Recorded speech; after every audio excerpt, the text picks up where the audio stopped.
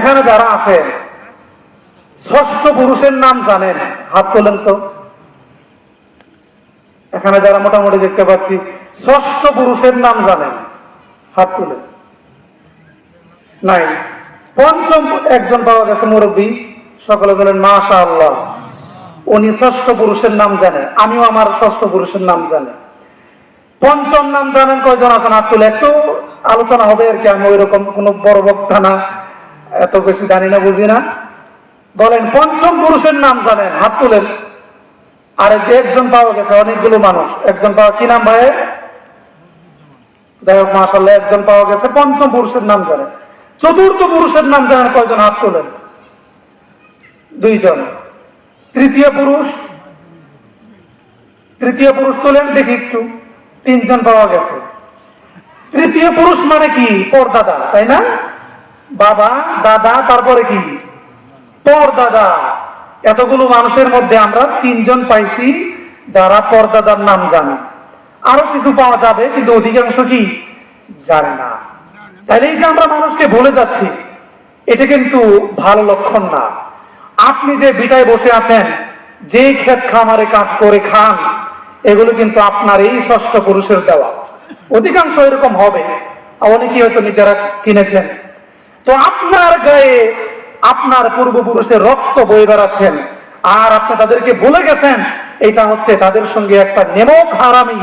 আপনি যদি এটা করে থাকেন, তাহলে আপনার সন্তানরা আপনাদেরকে মনে রাখবে না। আজকের এই মাহফিল থেকে একটা মেসেজ আমি দিতে চাই।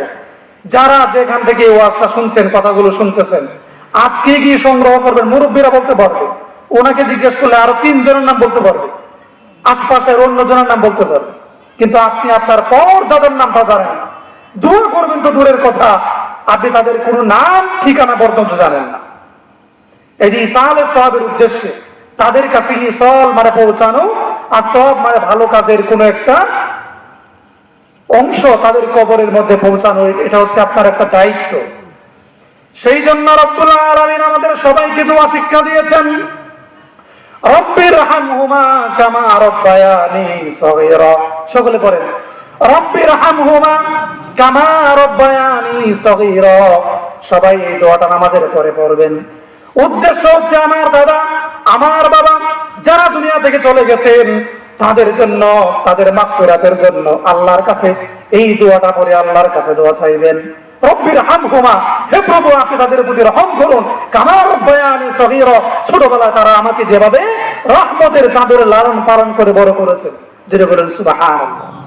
তো ওই যে ইসালে সওয়াব, এটা আপনার বাবার জন্য আমি করলে যতটুকু হবে, এটা আপনি করলে তার চেয়ে বেশি হবে। আমি আপনার বাবার জন্য কানলে চোখ দিয়ে পানি আসবে না। কেন কানবো? আপনার বাবার আমি দেখছি, আমি কানলে দিলা ভাত খাওয়ার লেগে যায়, মানে একটা ভাত দূরে চলে আসে।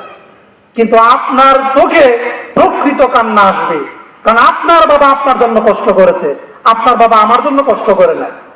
আমার খাইলে লাভ আছে, আবার আপনার খাওয়াইতেও হবে।